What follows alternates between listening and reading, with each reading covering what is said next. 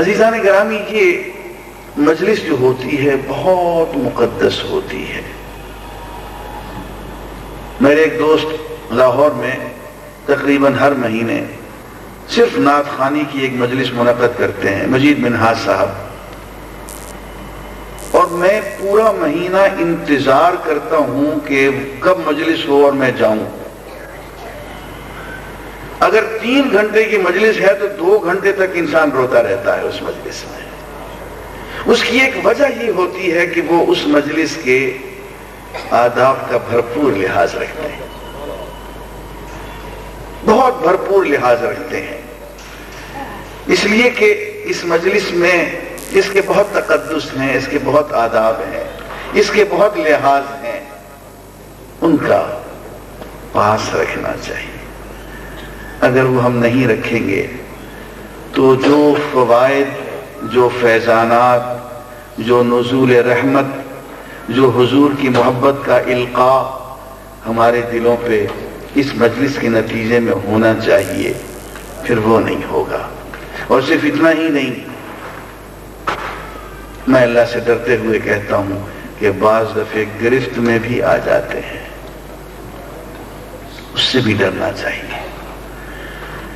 ہمارے ہاں یہ مجالس خواتین میں بھی ہوتی ہیں، سیرت کی مجالس خواتین میں بھی نعت خواں ہوتی ہیں، اور ماشاءاللہ میں نے دیکھا ہے کہ وہ حق ادا کرتی ہیں اور بہت عمدہ نعتیں پڑھتی ہیں. لیکن صرف دست بستہ عرض کروں گا، صرف اتنا سا لحاظ ضرور رکھا کریں کہ خواتین نعت خوانی خواتین کی مجلس میں کریں اور جینٹس نعت خوانی اپنی مجلس میں کریں. اس میں اختلاط نہیں ہونا چاہیے، ورنہ پاس ادب نہیں رہے گا اور اس میں نقصان کا اندیشہ بہت ہے. میں اس موضوع سے آگے گزرتا ہوں. حضرت خواجہ نظام الدین اولیاء رحمۃ اللہ علیہ کا ایک قول بیان کرتے ہیں. سماع ہمارے یہاں ایک بہت بڑا فن ہے اور اس سے اہل علم نے، اہل معرفت نے، حتیٰ کہ اہل دعوت نے اور اہل تبلیغ نے بہت فائدہ اٹھایا.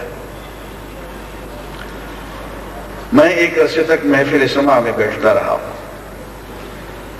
میری پہلی بیعت حضرت خواجہ غلام فرید رحمۃ اللہ علیہ کے سلسلے میں ہے،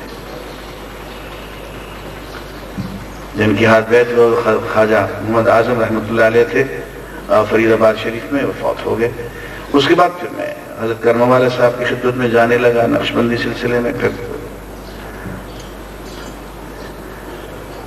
سماع ایک انتہائی مؤثر اور بہت تیز اثر کرنے والی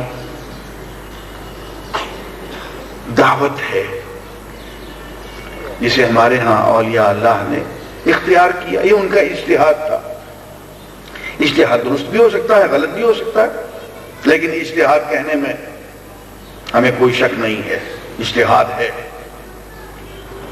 اب اس اجتہاد کو کہ یہ سماع جو ہے یہ جائز ہے اور ضروری ہے، خاص طور پہ ہندوستان کی حد تک ضروری ہے، خواجہ نظام الدین اولیاء رحمۃ اللہ علیہ نے اس کے 4 آداب بیان کیے.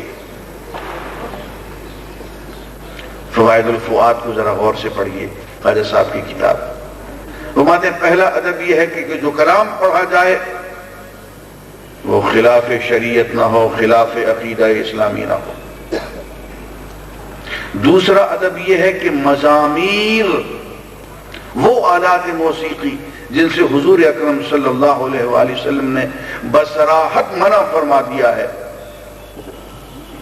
ان کو دور رکھا جائے. تیسری شرط کہ سماع نابالغ لڑکا نہ کر رہا ہو.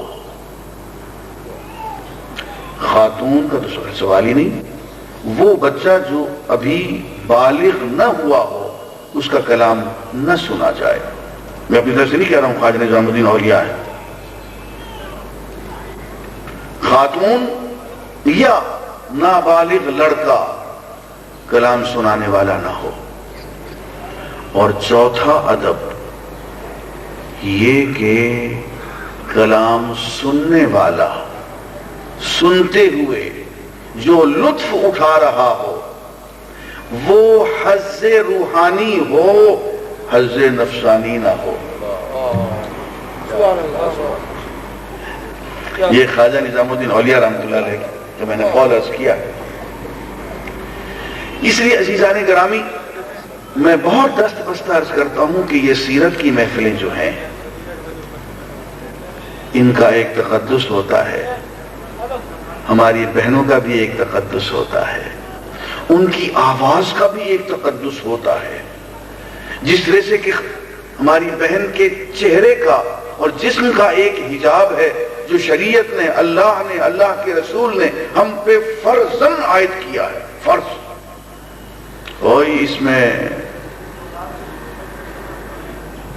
کوئی عوریات نہیں ہو سکتی، کوئی بکرنگ نہیں ہو سکتی، سودے بازی کی گنجائش نہیں، اللہ کی طرف سے فرض ہے۔